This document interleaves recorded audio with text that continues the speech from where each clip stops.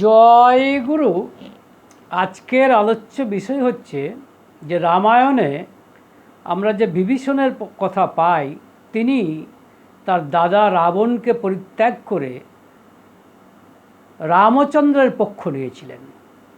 এই সিদ্ধান্তটি কি ঠিক সিদ্ধান্ত ছিল?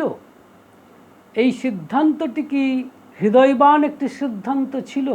এই সিদ্ধান্তটি কি অত্যন্ত সুচিন্তিত একটি সিদ্ধান্ত ছিল?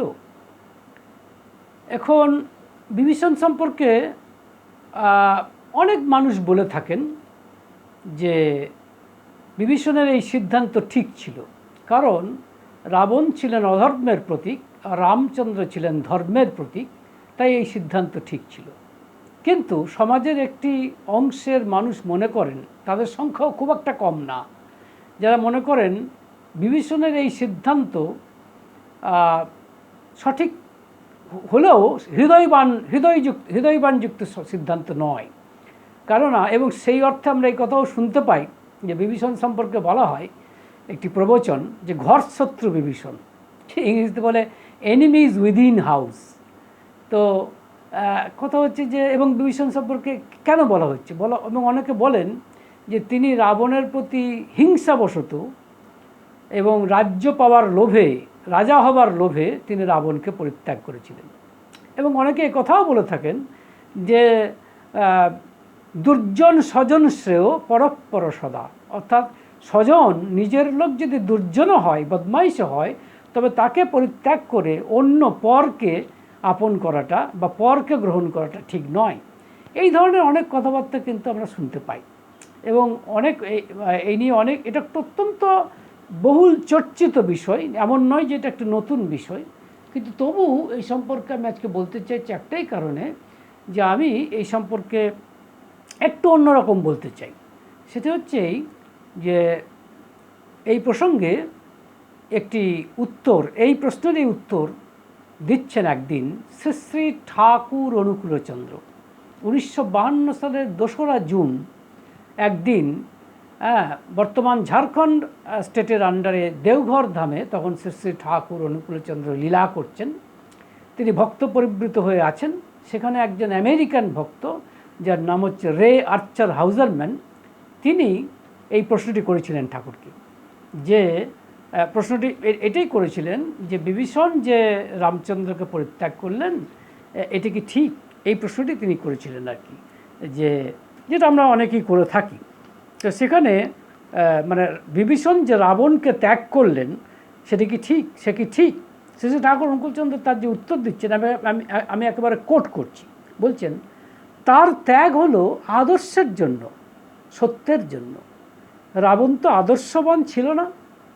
রামচন্দ্রকে দেখে সে একেবারে বিগলিত হয়ে গেল। রামচন্দ্রের ঊর্ধ্বে আর তার কেউ নেই। ভ্রাতার প্রতি কর্তব্যের চাইতে তার ইষ্টানুরাগী ছিল প্রবল। ভীষ্ম কিন্তু কেষ্ট ঠাকুরের প্রতি শ্রদ্ধাভক্তি নিয়েও কর্তব্যবোধে কৌরবের পক্ষ ছাড়তে পারেননি। তা কিন্তু ঠিক হয়নি। ইষ্টের জন্য, সত্যের জন্য অন্য যে কোনো কর্তব্য ত্যাগ করতে হবে, যদি সে কর্তব্য ইষ্টের পথে অন্তরায় হয়। এবং তারপরে তিনি এই কথাটি বললেন, সর্বধর্মান পরিত্যাজ্য মাম একং শরণং ব্রজ বলে যে শ্লোকটি, সেটি বললেন। এটা আপনার আলোচনা প্রসঙ্গে 21 খণ্ডে পেয়ে যাবেন, 1952 সালের 2রা জুন। এখন প্রশ্ন হচ্ছে, আমার বক্তব্য হচ্ছে যে বিভীষণ যে রাবণকে পরিত্যাগ করে রামচন্দ্রের পক্ষ নিয়েছিলেন, আমি মনে করি এটা সঠিক সিদ্ধান্ত নিয়েছিলেন, সুচিন্তিত সিদ্ধান্ত নিয়েছিলেন, সময়োচিত সিদ্ধান্ত নিয়েছিলেন এবং সবচেয়ে বড় কথা প্রয়োজনীয় সিদ্ধান্ত নিয়েছিলেন। এবং এই প্রসঙ্গে শ্রী শ্রী ঠাকুর অনুকূলচন্দ্র যা বলেছেন তার সঙ্গে আমি সম্পূর্ণ একমত। আমি সেই কথাটাই বলতে চাইছি। এবার একটু বিশদে আসা যাক। সেটা হচ্ছে যে রামচন্দ্র ছিলেন ধর্মের মূর্ত প্রতীক। এবং এটা বলা হয় যে ভগবান বা ঈশ্বর প্রথমে নিরাকার ছিলেন, এবং ঈশ্বর মানে নিরাকারই ছিলেন। তিনি আকার ধারণ করলেন কেন? আমাদের জন্য। তিনি সাকার হলেন যখন ঈশ্বর সাকার হয়ে আমাদের জন্য, আমাদের কাছে সহজে বোঝার জন্য আসেন, যাতে আমরা সহজে তাকে বোধ করতে পারি, তখন তাকে পুরুষোত্তম বলা হয়। যেমন এসেছেন ভগবান রামচন্দ্র প্রথম, তারপরে ভগবান শ্রীকৃষ্ণ, তারপরে বুদ্ধ যিশু, এই একটি সিরিজ আছে। তাহলে এই পুরুষোত্তম হচ্ছেন ধর্মের বেদী। এখন রাবণ কিন্তু আদর্শবান ছিলেন না। ঠাকুর অনুকূলচন্দ্র কী বললেন? রাবণ আদর্শবান ছিলেন না, সত্যি সত্যিই তো ছিলেন না। তার কারণ রাবণ কি করেছেন? পরস্ত্রীকে হরণ করেছেন। সীতাদেবী, সীতামাকে তিনি হরণ করলেন, অথচ রামচন্দ্র তার কোনো অন্যায় করেননি, তিনি হরণ করলেন। হরণটা করলেন কেন? হরণ করেছেন নিজের ইগো দেখাবার জন্য, নিজের লাস্ট অর্থাৎ নিজের যে একটা অভিলাষ সেটা পূর্ণ করার জন্য। এবং এটা সত্য কথা যে যখন লঙ্কায় সীতাদেবী ছিলেন, তখন কিন্তু রাবণ সীতাদেবীকে কখনো স্পর্শ করেননি। এই সম্পর্কে অনেকে মনে করে থাকেন এটা রাবণের একটি সদ্গুণ, কিন্তু আসল বক্তব্যটা কিন্তু তা নয়। আসল ঘটনাটা হচ্ছে এই যে রাবণের ভীষণই ইচ্ছা ছিল সীতাদেবীকে স্পর্শ করার, এবং সীতাদেবীকে বিবাহ করতে চেয়েছিলেন, স্পর্শ করতে চেয়েছিলেন, কিন্তু স্পর্শ করা তার সম্ভব হয়নি এই কারণে যে নলকুবের বলে একজন ছিলেন, তিনি রাবণকে অভিশাপ দিয়েছিলেন যে যদি তুমি কোনো স্ত্রীলোকের কাছে তোমার খারাপ অভিপ্রায়টা পূর্ণ করার জন্য তাকে স্পর্শ করো, আর সেই স্ত্রীলোক যদি তোমার ইচ্ছার সাথে সহমত না হয়, তাহলে সঙ্গে সঙ্গে তুমি ছায়ে পর্যবসিত হবে, মানে ছাই হয়ে যাবে। এই অভিশাপের জন্য, এই অভিশাপের ভয়ে রাবণ সীতাদেবীকে স্পর্শ করতে পারেননি। সুতরাং সীতাদেবীকে হরণ করা অত্যন্ত অন্যায় কাজ হয়েছে, এবং এই অত্যন্ত হেনাস কাজটি দেখে বিভীষণ স্বাভাবিকভাবেই স্থির থাকতে পারেননি।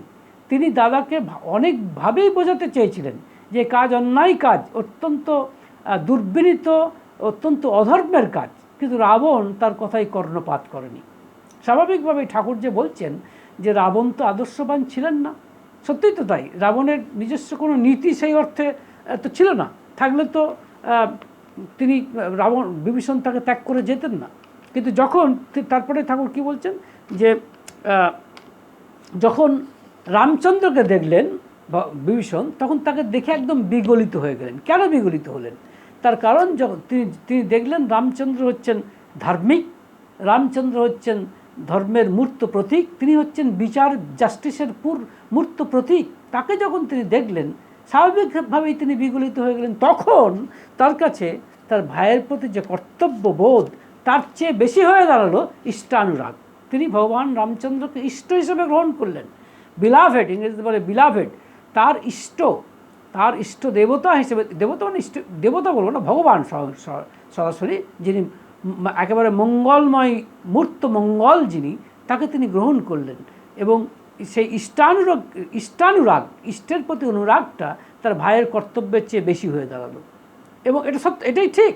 কারণ শ্রী ঠাকুর অনুকূলচন্দ্র এই প্রসঙ্গে ভীষ্মের উদাহরণ দিয়েছেন।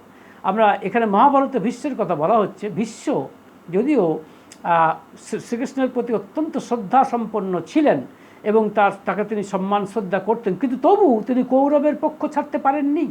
এটা ভালো হয়নি, এই কাজ ঠিক হয়নি। শ্রী ঠাকুর অনুকূলচন্দ্র বলছেন যে ভীষ্মের এই কাজ ঠিক হয়নি, এবং এটা সত্য কথা। ভীষ্মকে আমরা শ্রদ্ধা করি, সম্মান করি, কারণ তার অনেক ত্যাগ আছে। কিন্তু এতৎসত্ত্বেও এই কথাও বলতে হবে যে ভীষ্ম কিন্তু দুর্যোধনের পক্ষ ত্যাগ করতে পারেননি, তিনি কিন্তু কৌরবদের পক্ষ ত্যাগ করতে পারেননি। অনেকে বলে যে তিনি ঠিক কাজ করেছেন, কারণ তিনি কৌরবদের দ্বারা লালিত পালিত। ভুল কথা, এটা ঠিক কথা নয়। তিনি অন্নদাস বলে ভাবছেন, কিন্তু যিনি অধর্মের প্রতীক, দুর্যোধন হচ্ছেন অধর্মের প্রতীক, তার কাছে আবার এরকম কর্তব্যবোধের কী প্রয়োজন? কারণ কীরকম অধর্ম আপনারা সবাই লক্ষ্য করে দেখেছেন যে দ্রৌপদীর যখন বস্ত্রহরণ হচ্ছে, যে বস্ত্রহরণ করার এই হোতা হচ্ছেন দুর্যোধন, যিনি হচ্ছেন অধর্মের মূর্ত প্রতীক, তখন কিন্তু সেই সভায় ভীষ্ম কিন্তু দেখেও, দ্রৌপদীর কাতর প্রার্থনা শুনেও তিনি কিন্তু দ্রৌপদীকে সাহায্য করতে আসেননি। অথচ যখন কেউ সাহায্য করলো না, তখন দ্রৌপদী যখন কাতরভাবে প্রভু শ্রীকৃষ্ণের কাছে প্রার্থনা করছেন, তখন দেখা গেল শ্রীকৃষ্ণ তাকে বস্ত্রদান করছেন, যার ফলে দ্রৌপদীর লজ্জা নিবারণ হলো। এটা আমরা জানি। তা আমরা দেখুন, এখানেও এই ঘটনা থেকেই বিশ্বের বুঝে নেওয়া উচিত ছিল যে ধর্মের প্রতীক কে।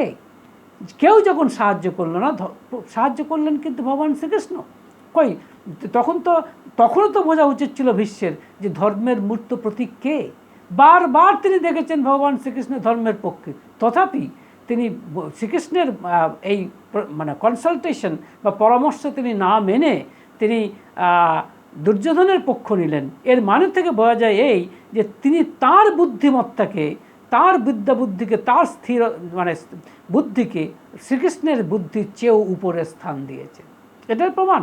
যেমন এক্ষেত্রে যদি বিভীষণ রামচন্দ্রের বুদ্ধির চেয়ে রাবণের বুদ্ধিকেই বড় করে ভাবতো, তাহলে এটাই প্রমাণ হতো যে বিভীষণ মানে রাবণের বুদ্ধিকে বড় করে দেখছে। তার মানেই হচ্ছে সে অধর্মের বুদ্ধিকে দেখছে, কারণ রাবণ হচ্ছে অধর্মের প্রতীক। তাই রাবণকে পরিত্যাগ করে বিভীষণ শুধু সঠিক কাজ করেছেন তাই নয়, একবারে অত্যন্ত প্রয়োজনীয় কাজ করেছেন। এবং এই প্রসঙ্গে আমি একথাও বলতে বাধ্য যে বিভীষণের যিনি স্ত্রী ছিলেন সরমা, তিনিও কিন্তু অত্যন্ত স্বামীর মতোই তিনি কিন্তু রামচন্দ্রের পক্ষ ছিলেন। যখন সীতাদেবী লঙ্কাতে ছিলেন তখন সখী রূপে তিনি ছিলেন সীতাদেবীর কাছে, এবং সীতাদেবীকে সেই পরিবেশে বিভিন্ন লাঞ্ছনা থেকে, বিভিন্ন দুর্ভোগ থেকে কিন্তু অনেকখানি পরিত্রাণ করেছেন এই সরমা। সুতরাং স্বামী স্ত্রী মিলে তারা ছিলেন ধর্মের পক্ষে, তারা ছিলেন মানে সত্যের পক্ষে, তারা ছিলেন নিষ্ঠার পক্ষে, তারা ছিলেন ইষ্টের পক্ষে। তাই তারা এখানে সরে এসেছেন।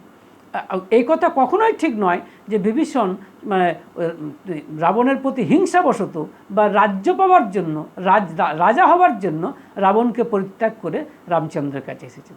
এ কথাও ঠিক নয় যে যতই হোক রামচন্দ্র একজন অচেনা মানুষ, আর নিজের দাদা রাবণ, তাকে কেন পরিত্যাগ করতে যাব। যেটা বলছিলাম দুর্জন স্বজন শ্রেয় পরস্পর সদা, এই যে যুক্তিটা কোনোভাবেই কাটে না। তার কারণ হচ্ছে এই ঠাকুর যেটা বললেন যে ইষ্টের জন্য কোনো কর্তব্য, যে কোনো কর্তব্যকে মানে ত্যাগ করতে হবে যদি সেই কর্তব্য ইষ্টের পথে বাধা হয়ে দাঁড়ায়। অন্তরায় হয় মানে কোনো কর্তব্য বা কোনো ডিউটি যদি ইষ্টের প্রতি কর্তব্যের পথে বাধা হয়ে দাঁড়ায়, তবে সে কর্তব্যকে অবশ্যই পরিত্যাগ করতে হবে, তাতে কোনো সন্দেহ নেই। এবং শেষে তিনি বললেন সর্বধর্মান পরিত্যাজ্য মামেকং শরণং ব্রজ অহং ত্বং সর্বপাপেভ্য মোক্ষয়সি স্বামী মা শুচঃ। এটা কেন বললেন? ভগবান শ্রীকৃষ্ণ অর্জুনকে এই কথাই বলছেন যে তুমি সব ছেড়ে দিয়ে কেবল আমারই শরণ নাও।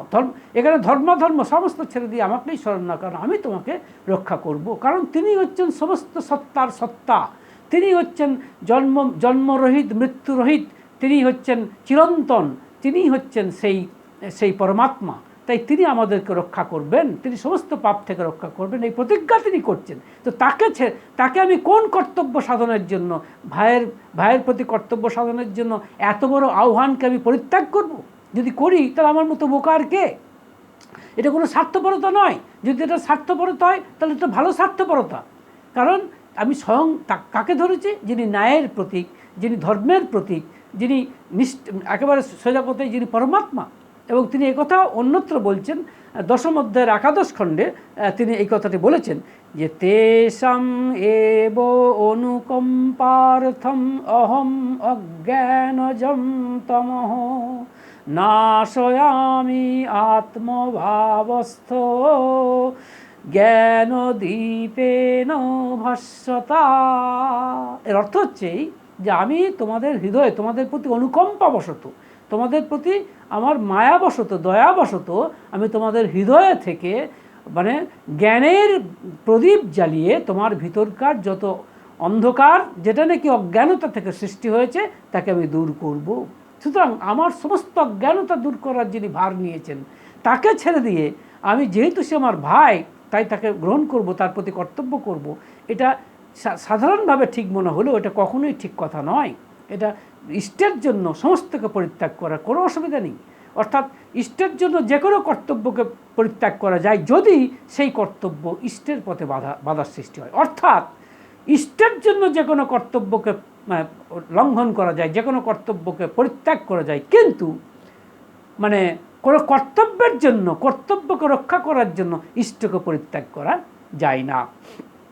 এই কথাটাই সম্ভবত এটা বলা হচ্ছে। এবং শ্রী ঠাকুর অঙ্কুরচন্দ্র ভীষ্মের উদাহরণটি আমাদের সামনে তুলে ধরলেন এই কারণে যে জনমানুষে সমাজে কিন্তু ভীষ্মের অত্যন্ত একটি পরিচ্ছন্ন ভাবমূর্তি আছে, কিন্তু এটাও পাশাপাশি তিনি জানিয়ে দিলেন যতই পরিচ্ছন্ন ভাব তার থাকুক না কেন, তার ইষ্টকে যিনি ভগবান শ্রীকৃষ্ণের কথাকে তিনি শোনেননি, তিনি অধর্মের পক্ষ নিয়েছেন, তিনি দুর্যোধনের পক্ষ নিয়েছেন, এদিক থেকে তিনি নিন্দিত চরিত্র, তাতে কিন্তু কোনো সন্দেহ নেই। এই অর্থে এদিক থেকে তাকালে বিভীষণ অবশ্যই অত্যন্ত প্রশংসার যোগ্য।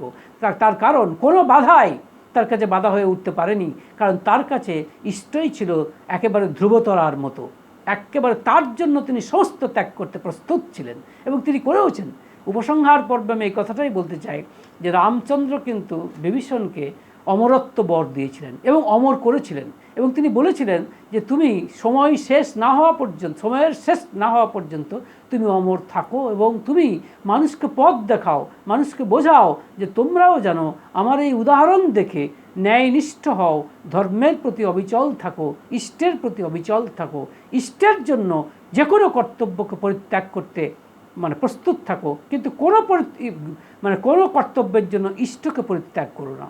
এই বর কিন্তু রামচন্দ্র দিয়েছিলেন এবং বিভীষণ কতখানি তিনি অনুগামী ভক্ত ছিলেন দেখুন, যে তিনি কিন্তু স্বর্গের তথাকথিত যদি বলি স্বর্গের সমস্ত সুখ সুবিধাকে অগ্রাহ্য করে শুধু আমাদের জন্য, শুধু আমাদের মতো মানুষকে পথ দেখাবার জন্য, আমাদের মতো মানুষদেরকে তিনি তার উদাহরণ দেখে এই কথাটাই তিনি চির অমর হয়ে এই কথাটাই তিনি বলে আসছেন যে চেষ্টা করো যাতে ন্যায়ের পথ ধরবে, ধর্মের পথ ধরো, কোনো অবস্থাতেই যেন অধর্মের সঙ্গে যোগ দিও না, হোক সে তোমার ভাই, হোক সে তোমার অত্যন্ত আত্মীয়, কিন্তু ইষ্টের জন্য সব কিছুকে পরিত্যাগ করা যায়, শুধু যাই নয়, যাওয়াটা একান্ত প্রয়োজন, কারণ মনুষ্য জন্মই হচ্ছে ভগবান লাভ করার জন্য। স্বয়ং ভগবান যেখানে এসেছেন পুরুষোত্তম হয়ে, তার জন্য যে কর্তব্য তোমাকে ত্যাগ করতে হবে, যে কর্তব্য নাকি ইষ্টের পথে বাধা হয়ে দাঁড়ায়, সেই কর্তব্যের কথা বলছেন। যেমন রামচন্দ্রের কথা বলছেন, রামচন্দ্র যে অন্যায় করেছে সীতাদেবীর কাছে এবং রামচন্দ্রের কাছে, সেটা কিন্তু অত্যন্ত অন্যায় কাজ করেছে। কারণ এটা যতই বলুক, এবং এটা রাবণ বলেও ছিলেন রামচন্দ্রকে যে বিভীষণ অত্যন্ত অন্যায় কাজ করেছে, কারণ বিভীষণ একটা মানুষের আস্থাকে, একটা বিশ্বাসকে ভেঙেছে। কেন ভাঙবে না? যদি অধার্মিক মানুষের আস্থা বিশ্বাসকে ভেঙে ইষ্টের জন্য যদি ভাঙতে হয়, অবশ্যই ভাঙা দরকার, এবং সেটাই তো সাহসিকতার লক্ষণ, সেইটাই তো দুর্বলতাকে কাটিয়ে ওঠার একমাত্র লক্ষণ। আর সেই জন্য শ্রী ঠাকুর অঙ্কুরচন্দ্র সত্যানুসরণের সহস্তে নিজে লিখেছেন যে দুর্বলতা হচ্ছে মহাশত্রু আমাদের, ওকে কাটাও যত শীঘ্র পারো ওই ভ্যাম্পায়ারকে, রক্ত শোষণকারী ভ্যাম্পায়ারকে। এতটুকু দুর্বলতা থাকলেও তোমার ধর্মরাজ্যে ঢোকার অধিকার জন্মায়নি, এ কথা ঠাকুর বলছেন। বিভীষণ আমাদের দেখালেন যে সামান্যতম দুর্বলতাকেও তিনি পরিত্যাগ করেছেন, সমস্ত দুর্বলতাকে পরিত্যাগ করে ধর্মের জন্য, ইষ্টের জন্য, প্রিয় পরমের জন্য, রামচন্দ্রের জন্য তিনি সমস্ত ত্যাগ করেছেন। এরকম ভক্তই তো কাম্য। তাই বিভীষণের উদাহরণ আমাদের কাছে একেবারে ধ্রুবতারার মতো। ভালো থাকবেন। জয়।